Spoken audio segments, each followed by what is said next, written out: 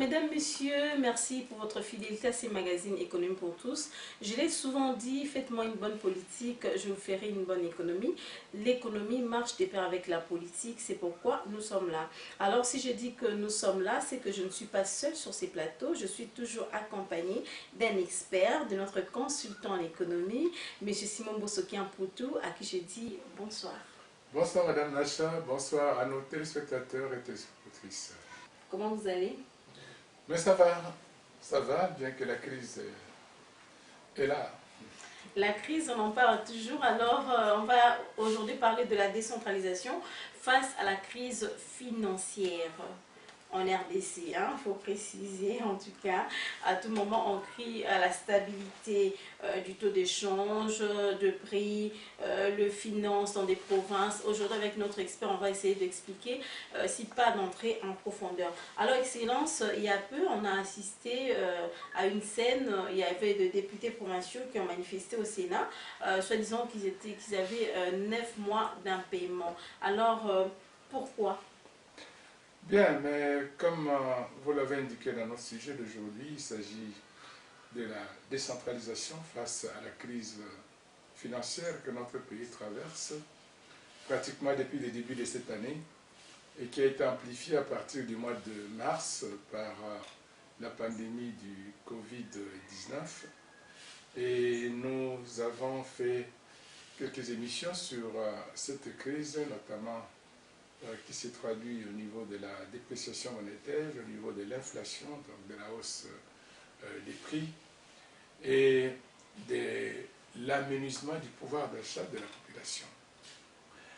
Mais ce que nous partageons pour la plupart du temps ne concerne que Kinshasa, donc le pouvoir central, alors que 70% de notre population, donc les pays réels, se trouvent dans les provinces. Et vous voyez, les provinces se plaignent de ne pas recevoir les frais de fonctionnement qui leur permettent de payer les salaires, aussi bien par les députés provinciaux, il y a les agents des assemblées provinciales, les ministres provinciaux, les agents qui travaillent au niveau de la province. Et c'est toutes ces personnes-là, pendant 9 mois, impayées. Vous vous imaginez, ils ont des loyers à payer, ils doivent se nourrir, ils doivent se soigner, ils doivent... donc nous sommes au mois de juillet et eux, leur impayement a commencé pratiquement depuis le mois de septembre. Donc avant même la Covid-19. Donc aujourd'hui, tout le monde, même certains économistes crient que toute la crise que nous connaissons vient de la Covid. Mais ça ne vient pas que de la Covid. La Covid, à mon avis, n'a fait que amplifier cette crise qui a commencé depuis le mois de janvier. Le budget de l'État congolais est exécuté en déficit. Un déficit moyen d'autour de 60 millions de dollars par mois. Et ce déficit, jusqu'au mois de mai, a été financé par des avances de la Banque centrale, c'est-à-dire la création monétaire.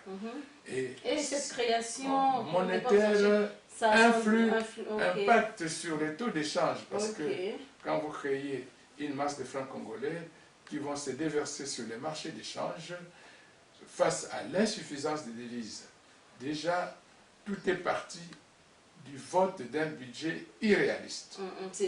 À partir du budget, le budget a fixé des dépenses de 11 milliards, des recettes de 11 milliards. Or, c'était impossible d'atteindre ces recettes-là. Mais c'est ce que les gens demandaient, c'est ce que les gens disaient et voulaient aussi.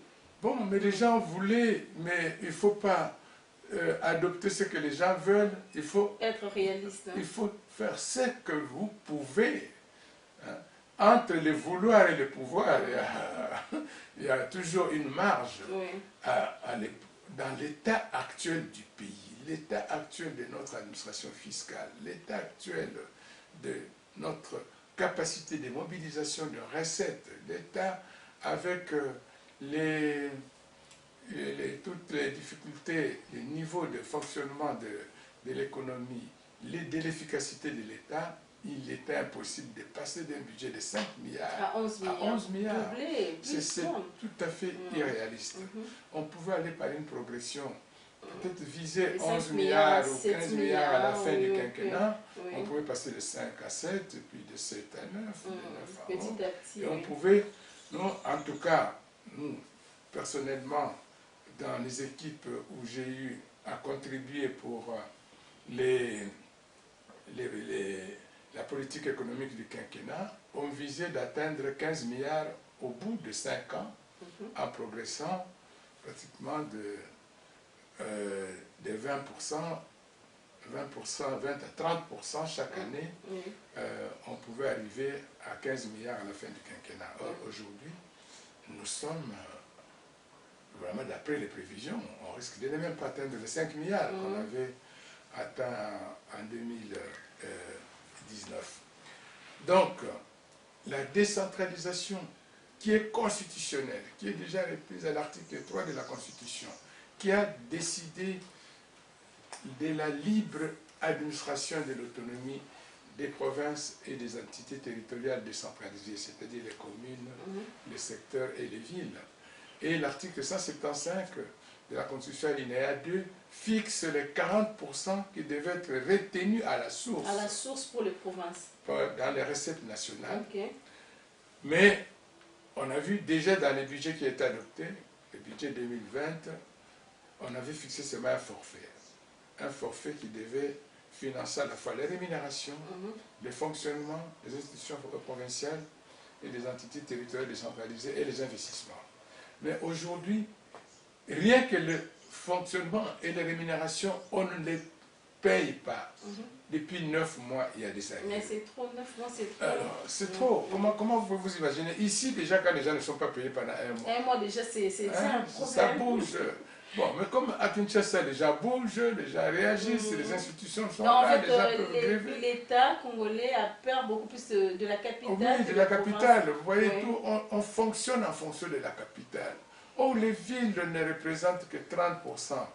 Bon, si Kinshasa a 12 millions d'habitants, sur les 90 millions d'habitants, ça fait au maximum 15% de la population. Comment on peut fonder une politique économique et de développement d'un pays seulement sur 15% de sa population? C'est tout simplement parce que les institutions se trouvent ici et que les institutions sont, que ce soit les parlements, l'institution président, le gouvernement et les autres institutions, l'armée, la justice, la police, ils ont toujours priorité. Okay. Mais quand on parle de la réduction du train de vie de l'État, c'est beaucoup plus les provinces qui en pâtissent, alors, si je comprends bien. Il y a toujours 2 postes, je l'ai toujours répété, qui ont toujours pâti de la réduction du train de vie de l'État. Au lieu de toucher les institutions centrales ne sont pas touchées, ce sont les provinces et les budgets d'investissement. Alors, aujourd'hui, comme on n'en voit pas, on ne respecte pas la retenue à la source de 40%, les transferts, même la rétrocession qui est illégale, mais c'est ce que l'État, le gouvernement central applique, qui doit envoyer aux provinces pour qu'ils puissent fonctionner, payer les salaires et faire fonctionner l'administration provinciale, encadrer la population, faire le développement à la base, ne sont pas exécutés. Mais alors, maintenant, à qui la faute? Je voudrais compléter un peu là. Les 40% que le gouvernement central rétrocède aujourd'hui, bien que c'était légal, au lieu que ce soit retenu à la source, rétrocède aux provinces, représente 70% ou 70%, dans le langage belge et flamand qu'on nous a laissé, 70% des recettes des budgets des provinces. Donc, sur 100% des dépenses que les provinces doivent exécuter, ils dépendent pour 70% des 40% que le gouvernement central veut bien leur rétrocéder quand il veut. Bon, si pendant 9 mois, on ne leur rétrocède pas, mais oui, mais quand vous n'avez pas rétrocédé pendant 9 mois, c'est-à-dire que, bon, soit ça ne vous préoccupe pas, soit que pour vous, ce n'est vraiment pas important. C'est pas important, c'est pas prioritaire. Oui. Donc, les gens qui ne sont pas payés, est-ce qu'on se pose la question pendant 9 mois, comment ils vivent? Et ça, ce sont ceux qui sont dans les provinces. Il ne faut pas parler des diplomates. Les diplomates, parfois, ils font 2 ans, 3 ans. 2 ans sans être payés, tout ça, oui. Alors, quand les provinces là, ne reçoivent pas, ils doivent avec les 30% de leurs recettes propres. Il y a quelques provinces qui ont des recettes propres, comme Kinshasa, parce que beaucoup d'industries sont ici, beaucoup d'immeubles, beaucoup d'activités. Les transits passent par ici. Le Congo central avec les ports, et des provinces comme le Haut-Katanga, les Lualaba, qui ont de... Mais il y a des provinces, imagine, comme le Kwango, peut-être qui n'ont pas... Là, il n'y a pas d'industrie, il n'y a pas d'activité de transit. Donc, ils n'ont pas beaucoup de recettes propres, quelques petites taxes. Mais ils se retrouvent... Si vous voyez, ces derniers temps, il y a un mouvement de défiance contre plusieurs gouverneurs. Oui. Parce que quand les députés déjà, provinciaux ont il y aura faim... une marche d'ici là, le 31 juillet. Bon, c'est ce que j'ai suivi toujours un à la problème, radio. oui. Quand les députés provinciaux ont faim, ils vont recourir au gouverneur. Ils menacent le gouverneur parce qu'ils peuvent sanctionner le gouverneur. Et le gouverneur, avec le peu de recettes qu'il fait, il doit fonctionner, il doit payer son gouvernement, il doit encore donner quelque chose aux députés provinciaux. C'est vraiment l'asphyxie. C'est l'asphyxie. Mais pourquoi l'État congolais ne respecte pas ses engagements, disons qu'est-ce qu'il faudrait faire? Est-ce qu'il y a imposé toujours la Covid-19 qui est à la base ou bien un manque de recettes? Nous avons bien dit que les provinces sont en retard de 9 mois. La Covid a commencé ici en mois de mars. Oui, 4 mois. 4 mois. Donc il y a 5 mois déjà avant la Covid. Voilà. Donc la Covid s'est amplifiée. C'est une pratique qui est récurrente. C'est un manque de volonté. Il y a un manque de volonté et il y a un certain égoïsme, vraiment, excusez-moi pour le terme. Non, c'est le terme. Mais parce que c'est une forme d'égoïsme, parce que ceux qui doivent rétrocéder aux provinces, c'est leur part d'argent auquel ils ont droit. Eux, ils sont payés chaque mois. Oui. Hein? Les députés provinciaux sont allés peut-être se plaindre auprès du Sénat parce que c'est eux qui élisent les sénateurs. Et voilà, nous, on vous a élus. Et vous êtes là pour défendre les intérêts des provinces. Vous ne faites pas ça. Et vous êtes payés chaque mois. Et nous qui sommes vos électeurs, qui vous avons envoyé là-bas, hein, même l'Assemblée nationale, je crois, devrait vraiment se préoccuper de ces problèmes et interpeller le gouvernement chaque fois parce que les 3/4 des députés nationaux viennent de l'intérieur. C'est pas plus, ils sont élus par les populations de l'intérieur. Ce sont leurs électeurs qui souffrent du manque de rétrocession. Ça veut dire que les gouvernements provinciaux, les villes, les territoires, les secteurs, on ne va pas parler de groupements, n'ont pas de moyens de pouvoir vivre. Et un autre élément, c'est que il y a dans la Constitution des domaines de compétences exclusives aux provinces. Tels que quoi? La santé, l'éducation, l'agriculture et le développement rural, et les infrastructures locales. Les routes locales, les travaux publics locaux, les routes d'intérêt provinciaux, les routes de dessert. Mais qu'est-ce qu'on constate? Le gouvernement central ne transfère pas l'argent de ces investissements-là aux provinces, mais exécute directement ces budgets-là à partir d'ici. Comment ça? Vous avez vu, par exemple, l'agriculture achète des tracteurs directement ici et commence à les distribuer dans les provinces. Sans pourtant consulter. Sans les consulter. Il y a des provinces, par exemple, qui ont dit qu'ils n'avaient pas besoin de tracteurs. À l'Équateur, avec la forêt équatoriale, on ne peut pas utiliser les tracteurs pour entrer dans la forêt. Parce qu'ils sont sur le terrain, ils savent au moins étudier les milieux, tout ça. Sans tenir compte du contexte provincial. Parce que dans le contexte provincial, il faut voir la nature des sols, les types de reliefs. Dans le nord Kivu, il y a beaucoup de montagnes. Des tracteurs, là, il y a des tracteurs qu'on avait achetés chez les John Deere, là, ne pouvaient pas s'adapter. Donc, on voit des situations pareilles. On a décidé, par exemple, à l'époque, les 1000 écoles qu'on avait décidé, on a recruté directement des entrepreneurs ici, ils vont construire des écoles en province. Mais il faut donner du travail aux entrepreneurs locaux qui sont là. Donner du travail. Souvent, dans des situations comme ça où on donne des marchés directement à partir d'ici, parfois même ces entrepreneurs vont avec les travailleurs qui viennent de Kinshasa. Au niveau de la santé, on réflexionnait aussi des hôpitaux, des centres de santé. Moi, j'étais au Congo central. Là, on a appris un jour qu'on est allé livrer des équipements médicaux à l'hôpital de Kimvula. Sans pour autant avoir l'état des besoins de cet hôpital. Oui, le gouverneur n'était pas au courant. Mais peut-être que le gouvernement, l'État congolais veut en soi se racheter de cet effet. Il veut se substituer. On a fait la décentralisation pour rapprocher les gouvernants des gouvernés. Parce que ceux qui proches de la population est censé mieux connaître, même dans la ville de Kinshasa, où on cohabite les gouvernements centraux et les gouvernements provinciaux.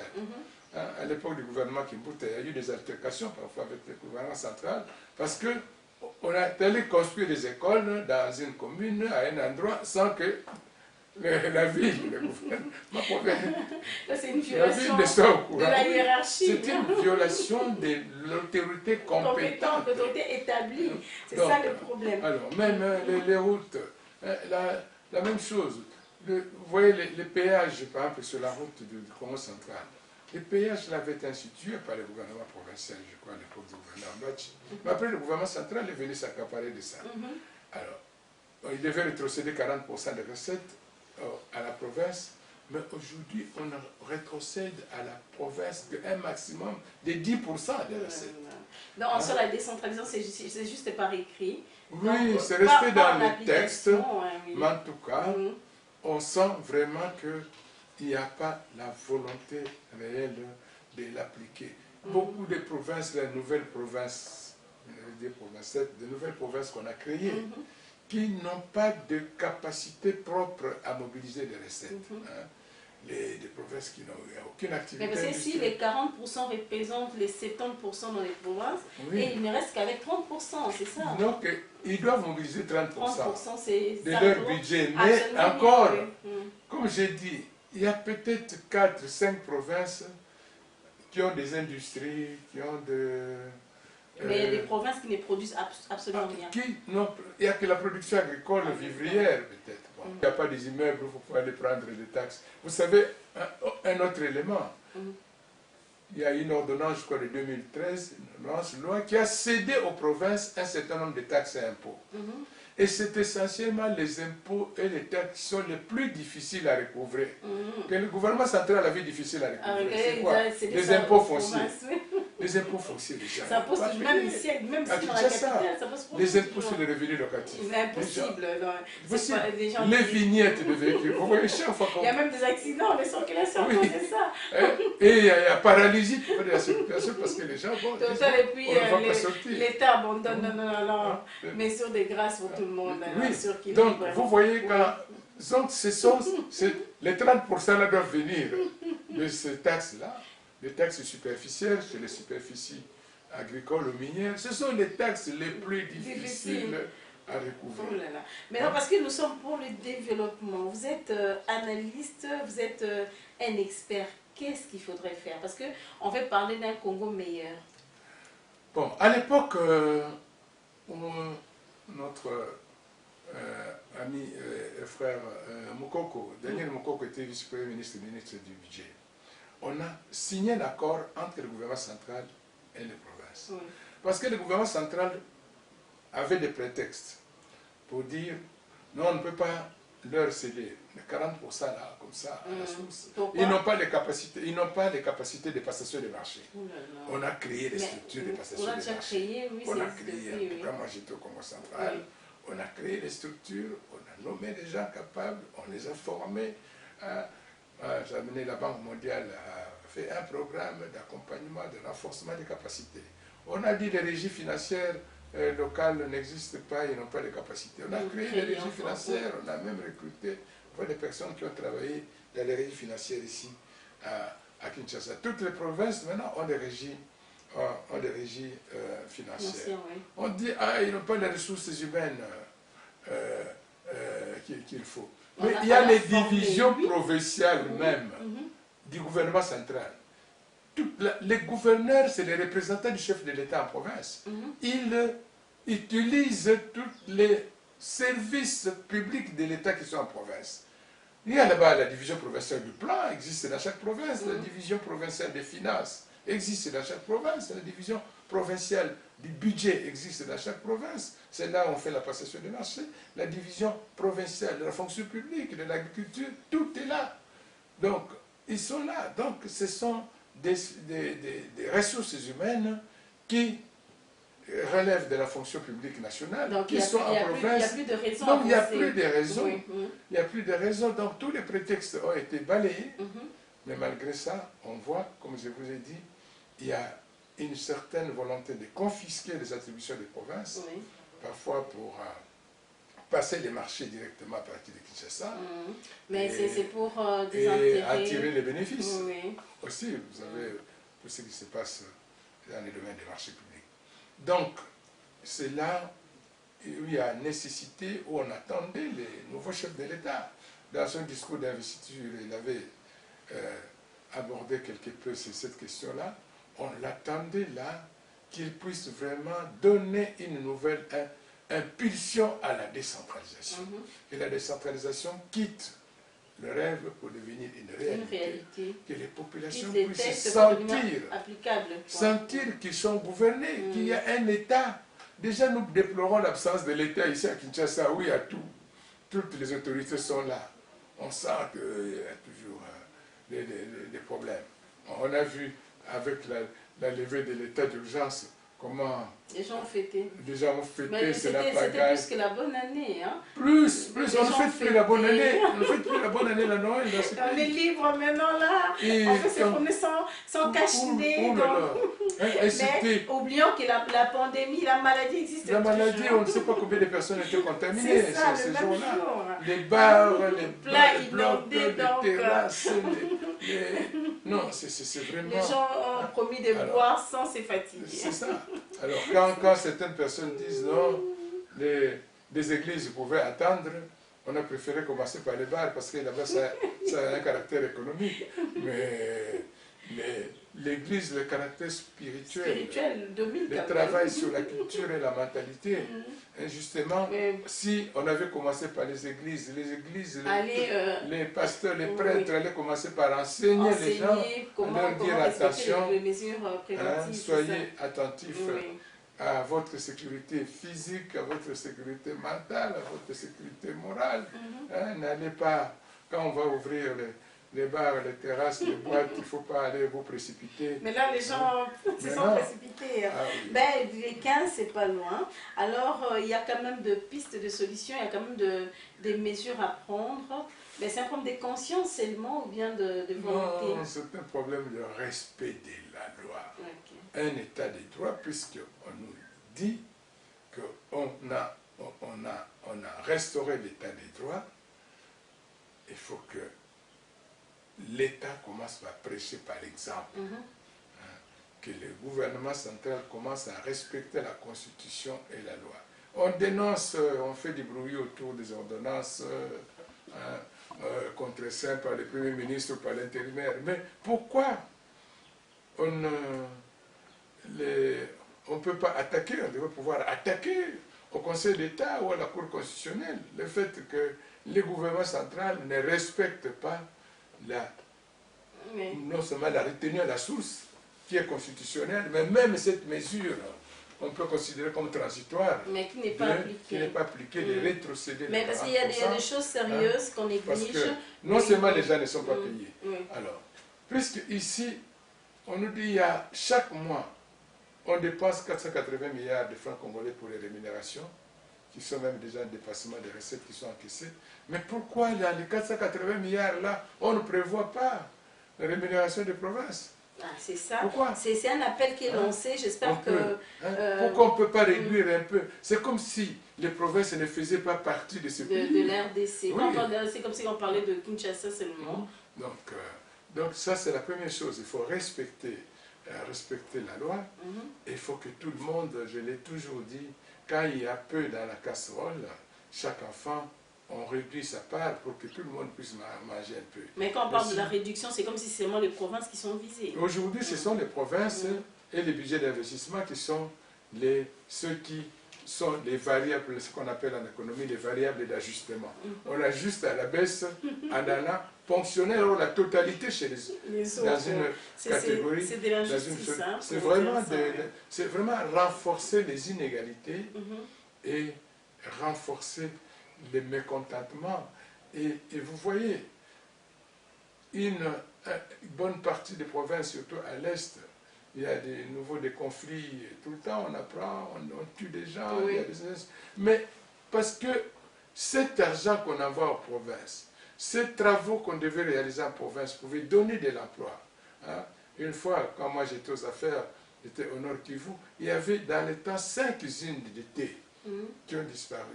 Mais tous ces jeunes gens-là qui travaillaient dans ces usines de thé, quand quelqu'un vient leur offrir 100 $ avec un Kalachnikov, ils entrent dans les bandes armées. Donc, des gens de métier. Hein? Oui, des gens qui sont dans la loisiveté et sont facilement manipulables.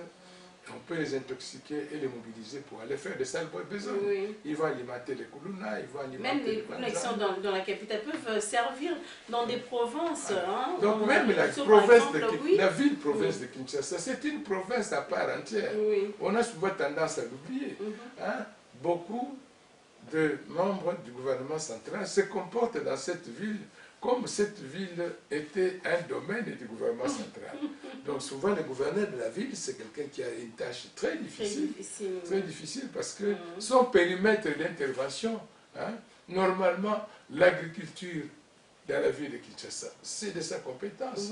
La santé dans la ville de Kinshasa, c'est de sa compétence. À Bassa, il y a plus que même. Il y a Kinshasa rural, il y a une grande partie de Kinshasa à partir de la commune de Maluku et de Tsélé et même de Mongafula. Hein. La santé, c'est un domaine de compétences. Même ce problème de Covid, hein, on a donné des fonds dans les provinces. Mais je ne sais pas si la ville de Kinshasa, apparemment, ici, on a géré directement. On a géré, c'est la base, comme qui dirait, Kinshasa, c'est la base. Hein.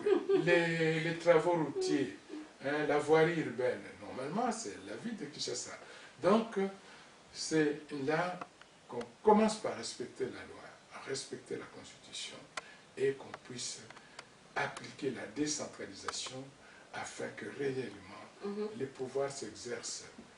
Les gouvernants soient les plus proches des gouvernés, afin qu'ils puissent traduire dans la réalité les attentes et les aspirations des populations qui gouvernent. Et ces gens sont toujours dispos à servir, hein, comme qui dirait. Alors, Excellence, je vais donner votre numéro de téléphone. Ah, c'est déjà terminé. Oui.